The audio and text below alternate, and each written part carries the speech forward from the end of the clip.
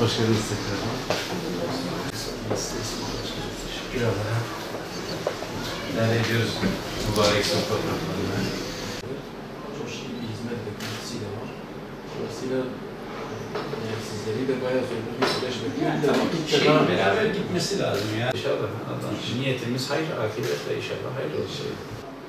Buranın bir hac öncesi bir ziyaret makamı olarak geçmesi ve artık onun bir sistematik bir şekilde hacca giden kişilerin önce bir Diyarbakır'a uğrasın, sahabe mezarlarını, peygamber mezarlarını, buradaki tarihi mekanı diyoruz. Buradaki şeyden sonra hac yolculuğu başlasın. Yani geçmişte benzerleriyle Urfa Balıklıgöl için, Şam'da özellikle karayoluyla gidenler için hac öncesi durak yerleri gibi bir şey. Bu noktada bir çalışma başladık. Bu hafta sonu İslami kesimin YouTuber'ları geliyor. Buraya geliyor. Yani bir program çerçevesinde. Daha sonra yaklaşık Hursat'tan ve TürkSat'tan 200'e yakın ajanta gelecek.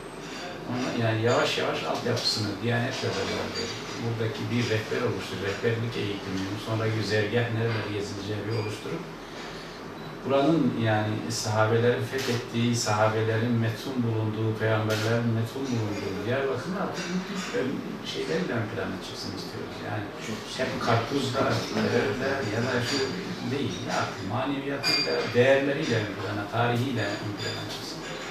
İnşallah o yönde bir başlanan bir şey var. Tabii ki Sur içindeki şeyler de hızla ilerliyor. Yani hem restorasyonlar hem yeni inşaatlar. İnşallah Sur bittiğinde, projeler bittiğinde Türkiye'deki herkesin görmek için can attığı yerlerden birisi olacak. Evet, yaşadığımız acı olaylar belli ama şerri hayra tebdil etmek için uğraşıyoruz. O yaşanan kötü olayların hayra çevirecek projelerle geri kazandırılmasını istiyoruz. İnşallah hayırlara vesile olur el birliği için. Tabii tarihi mekanların onarımı hızlıca devam ediyor. Bu sene sonu itibariyle hemen hemen tamamı bitecek. Vakıflar Bölge Müdürlüğümüz o noktada hızlı çalıştı. Teşekkür ediyorum onlara. Yani Kurşun Camii sene sonu ki sembol yerlerden birisiydi. Sene sonunda inşallah ibadete açılacak. Tam biten yerler yok başkanım değil mi? Var. Tam biten 8 tane eser bitti. Tam yani biten.